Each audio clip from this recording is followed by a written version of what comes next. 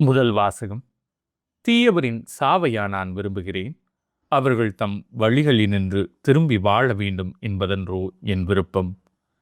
இறைவாக்குனர் எசேக்கியேல் நூலிலிருந்து வாசகம்.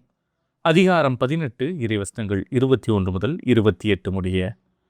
ஆண்டவர் கூறுவது: தீயவரோ தாம் செய்த பாவங்கள் அனைத்தையும் விட்டு மனம் மாறி என் நியமங்கள் அனைத்தையும் கைகொண்டு நீதியையும் நேர்மையையும் கடைப்பிடித்தால் அவர்கள் வாழ்வது உறுதி, அவர்கள் சாகார். அவர்கள் இழைத்த தவறுகள் அனைத்தும் அவர்களுக்கு எதிராக நினைக்கப்பட மாட்டா. அவர்கள் கடைப்பிடித்த நேர்மையின் பொருட்டு அவர்கள் வாழ்வர்.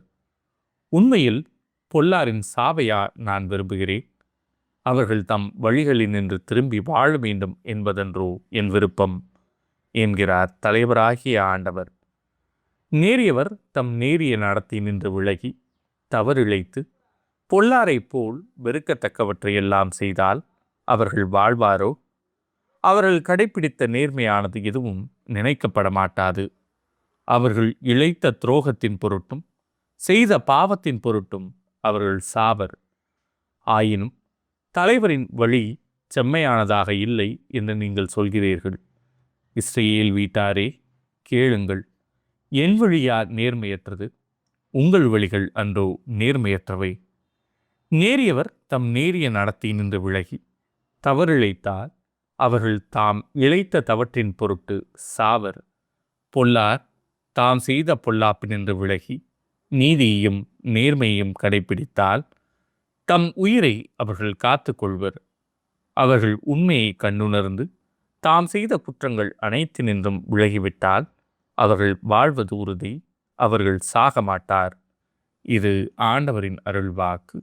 இறைவா, உமக்கு நன்றி. பதிலுரை பாடல். நீர் எம் குற்றங்களை மனத்தில் கொண்டிருந்தால் யார்தான் நிலைத்து நிற்க முடியும்? ஆண்டவரே, ஆழ்ந்த துயரத்தில் இருக்கும் நான் உம்மை நோக்கி மன்றாடுகிறேன். ஆண்டவரே, என் மன்றாட்டுக்கு செவி சாய்த்தருளும். என் விண்ணப்ப குரலை உம்முடைய செவிகள் கவனத்துடன் கேட்கட்டும். நீர் எம் குற்றங்களை மனத்தில் கொண்டிருந்தால் யார்தான் நிலைத்து நிற்க முடியும்? ஆண்டவரே, நீர் எம் குற்றங்களை மனத்தில் கொண்டிருந்தால் யார்தான் நிலைத்து நிற்க முடியும்? நீரோ மன்னிப்பு அளிப்பவர், மனிதரும் உமக்கு அஞ்சி நடப்பர். நீர் எம் குற்றங்களை மனத்தில் கொண்டிருந்தால் யார்தான் நிலைத்து நிற்க முடியும்? ஆண்டவருக்காக ஆவலுடன் நான் காத்திருக்கின்றேன். என் நெஞ்சம் காத்திருக்கின்றது. அவரது சொற்களுக்காக ஆவலுடன் காத்திருக்கின்றேன். விடியலுக்காய் காத்திருக்கும் காவலரை விட என் நெஞ்சம் என் தலைவருக்காய் ஆவலுடன் காத்திருக்கின்றது. நீர் எம் குற்றங்களை மனத்தில் கொண்டிருந்தால் யார்தான் நிலைத்து நிற்க முடியும்? இஸ்ரவேலே, ஆண்டவரையே நம்பியிரு. பேரன்பு ஆண்டவரிடமே உள்ளது. மிகுதியான மீட்பு அவரிடமே உண்டு. எல்லா தீவினைகளினின்றும் இஸ்ரவேலரை மீட்பவர் அவரே. நீர் எம் குற்றங்களை மனத்தில் கொண்டிருந்தால் யார்தான் நிலைத்து நிற்க முடியும்? நற்செய்திக்கு முன் வசனம். எனக்கு எதிராக நீங்கள் இழைத்த குற்றங்கள் அனைத்தையும் விட்டுவிடுங்கள், புதிய இதயத்தையும் புதிய மனத்தையும் பெற்றுக்கொள்ளுங்கள் என்கிறார் ஆண்டவர். நற்செய்தி வாசகம். நீங்கள் போய் முதலில் உங்கள் சகோதர சகோதரிகளிடம் நல்லுறவு ஏற்படுத்தி கொள்ளுங்கள். மத்தேயு எழுதிய தூய நற்செய்தியிலிருந்து வாசகம். அதிகாரம் 5, இறைவசனங்கள் 20 முதல் 26 முடிய. அக்காலத்தில் இயேசு தம் சீடரை நோக்கி கூறியது: மறைநூல் அறிஞர், பரிசேயர் ஆகியோரின் நெறியை விட உங்கள் நெறி சிறந்திருக்கட்டும். இல்லையெனில் நீங்கள் விண்ணரசுக்குள் புக முடியாது என உங்களுக்கு சொல்லுகிறேன். கொலை செய்யாதே, கொலை செய்கிறவர் எவரும் தண்டனை தீர்ப்புக்கு ஆளாவர் என்று முற்காலத்தவருக்கு கூறப்பட்டிருப்பதை கேள்விப்பட்டிருக்கிறீர்கள்.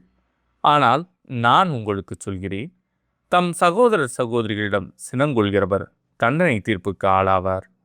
தம் சகோதரரையோ சகோதரியையோ முட்டாளே என்பவர் தலைமைச் சங்க தீர்ப்புக்கு ஆளாவார்.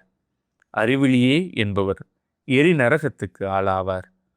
ஆகையால் நீங்கள் உங்கள் காணிக்கையை பலிபீடத்தில் செலுத்த வரும்பொழுது உங்கள் சகோதரர் சகோதரிகள் எவருக்கும் உங்கள் மேல் ஏதோ மனத்தாங்கள் உண்டென அங்கே நினைவுற்றால், அங்கேயே பலிபீடத்தின் முன் உங்கள் காணிக்கையை வைத்துவிட்டு போய் முதலில் அவரிடம் நல்லுறவு ஏற்படுத்தி கொள்ளுங்கள். பின்பு வந்து உங்கள் காணிக்கையை செலுத்துங்கள். உங்கள் எதிரி உங்களை நீதிமன்றத்துக்கு கூட்டிச் செல்லும் போது வழியிலேயே அவருடன் விரைவாக உடன்பாடு செய்து கொள்ளுங்கள். இல்லையே உங்கள் எதிரி நடுவரிடம் உங்களை ஒப்படைப்பார். நடுவர் காவலரிடம் ஒப்படைக்க நீங்கள் சிறையில் அடைக்கப்படுவீர்கள். கடைசி காசு வரை திருப்பிச் செலுத்தாமல் அங்கிருந்து வெளியேற மாட்டீர்கள் என உறுதியாக உங்களுக்கு சொல்கிறேன். இது ஆண்டவரின் அருள்வாக்கு. கிறிஸ்துவே உமக்கு புகழ். இறையேசுவில் மிகவும் அருமையானவர்களே, தவக்காலத்தை சீரிய செம்மதத்தில் பதித்து இதோ நம் பாதைகளை கிறிஸ்துவின் பால் மாற்றத்தின் பால் நாம் செலுத்தி கொண்டிருக்கின்றோம். உங்கள் அனைவருக்கும் இந்த தவக்காலத்தின் வாழ்த்துக்கள்.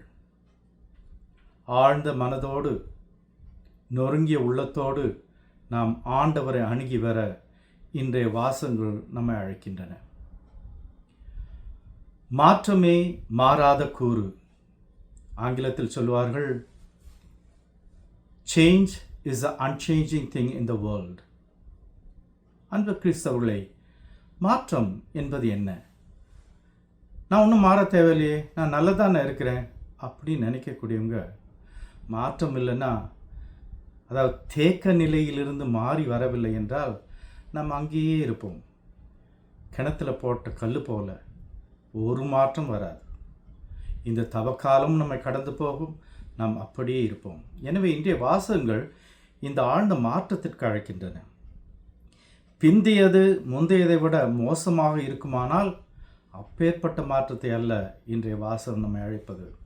மாறாக பிந்தையது முந்தையதை விட நல்லதாக அமைய வேண்டும் என்பதே இன்றைய வாசகங்களின் கருத்து. ஒரு செய்யுள் ஞாபகத்துக்கு வருது. எழுதி செல்லும் விதியின் கை எழுதி எழுதி மேற்சொல்லும். தொழுது கெஞ்சி புரண்டாலும் சூழ்ச்சி பலவும் செய்தாலும் வழுவி பின்னாய் நீங்கியொரு வார்த்தை ஏனும் அழுத்திடுமோ அப்படின்னு சொல்லுது. அழுத கண்ணீர் ஆறெல்லாம் அதில் ஒரு எழுத்தை மாற்றிடுமோ. நாம் கிறிஸ்தவர்கள் விதியின் வசப்பட்டவர்கள் அல்ல. இறை வார்த்தை இறை திட்டத்திற்கு ஏற்றாற்போல வாழ்க்கை நடத்த வேண்டும் என்பதே இறை பிள்ளைகளின் அழைத்தல். நாம் மட்டுமல்ல, ஞானஸ்தானம் பெற்ற கிறிஸ்தவர்கள் மட்டுமல்ல, உலகத்தில் உள்ள அனைத்து சகோதர சகோதரிகளும் இறைவனின் பிள்ளைகள். நாம் அனைவரும் அவரது திட்டத்திற்கு உட்பட்டவர்கள். இன்று நடக்கக்கூடிய கேவலமான செயல்கள், கொடுமையான செயல்கள் அனைத்தும் இந்த திட்டத்திற்கு எதிர்மாறானவை என்பதை நாம் புரிந்து கொள்ள வேண்டும். யாரையோ எவரையோ நாம் திட்டாமல், காரணமாக்காமல், நமது தனிப்பட்ட வாழ்க்கையை, தனி வாழ்க்கை மட்டுமல்ல குழும வாழ்க்கையும் நாம் ஆய்ந்தறியும் போது இறை திட்டத்திற்கு ஏற்றாற்போல் நான் வாழ்கின்றேனா? எசேக்கியேல் ஆகமத்தில் என்று சொல்கிறது, மனிதன் மனம் மாற வேண்டும். மனமாற்றத்திற்கு உட்பட்டால் இறைவனின் அருள் கிடைக்கப்பெற்று பாவங்கள் அனைத்தும் மன்னிக்கப்படும் என்று சொல்கிறது. நற்செய்தியில் கிறிஸ்து இதைத்தான் நமக்கு எடுத்து சொல்கின்றார். பாவிகளின் சாவை அன்று அவரது மனமாற்றத்தை ஆண்டவர் நம்மிடம் எதிர்பார்க்கிறார். அன்பு கிறிஸ்தவர்களே, நான் எப்பேற்பட்டவன் எப்பேற்பட்டவள் என்பதை ஆய்ந்தறிய இந்த தவக்காலம் நமக்கு உதவ வேண்டும். நாம் நமது வாழ்க்கையை புதுப்பிக்கவில்லை என்றால், இன்னும் தேக்க நிலையிலேயே இருந்தோமேயானால், ஆயிரம் தவக்காலங்கள், இன்னும் மற்றைய அருட்காலங்கள் நம்மை கடந்து சென்றாலும் நம்மில் மாற்றம் இல்லை என்றால் நமக்கு மீட்பு இல்லை. இந்த மாற்றத்திற்கு இறைவன் தாமே காத்து கொண்டிருக்கின்றார். நம்மை தோள் மீது சுமந்து வழி நடத்தவிருக்கின்றார்.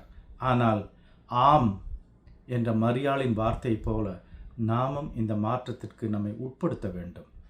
எனவே தான் இன்றைய நற்செய்தியில் கிறிஸ்து சொல்கின்றார், நீ உனது காணிக்கையை எடுத்துக்கொண்டு பீடத்திற்கு வரும்போது உனக்கு எதிராக யாராவது எதையாவது செய்ததாக நீ நினைத்தால் சென்று அவரிடம் மன்னிப்பு கேள் அல்லது மன்னிப்பை கொடு. பிறகு வந்து உனது காணிக்கையை ஒப்புக்கொடு. இப்பேற்பட்ட இந்த மனமாற்றத்தை நம் கிறிஸ்து நம்மிடம் எதிர்பார்க்கின்றார். எனவே ஒவ்வொரு நாளும் இந்த தவக்காலத்தில் நாம் திருப்பலில் கலந்து கொள்ளும் பொழுது, அருட்சாதனங்களில் கலந்து கொள்ளும் பொழுது மன்னிக்கப்பட்டவர்களாக, மன்னிப்பு தருபவர்களாக நாம் விளங்க வேண்டும்.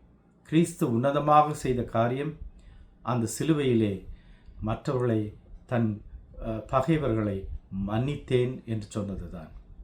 அன்பு கிறிஸ்தவர்களே, இந்த தவக்காலத்திலே கிறிஸ்துவின் பாடுகளை தியானிக்கும்போது உண்மையை பற்றி பேச்சு வந்தது. அப்போது பிலாத்து கேட்கிறார், உண்மையா? அது என்ன? கிறிஸ்து அந்த உண்மை என்ன என்பதை அந்த சாகும் தருவாயில் அவனுக்கு போதித்தார். எனில் இந்த தவக்காலத்தில் நமக்கும் உண்மை என்ன என்பதை உணர்த்துகின்றார். நாம் ஆசாபாசங்களுக்கு இடம் கொடாமல் இன்னும் நம்மையே நமது தேவைகளுக்கு அப்பாற்பட்டு மற்றவர்களின் தேவை என்ன என்று ஆய்ந்தறிந்து செயல்பட இந்த தவக்காலம் பயன்பெறுவதாக. ஆமென்.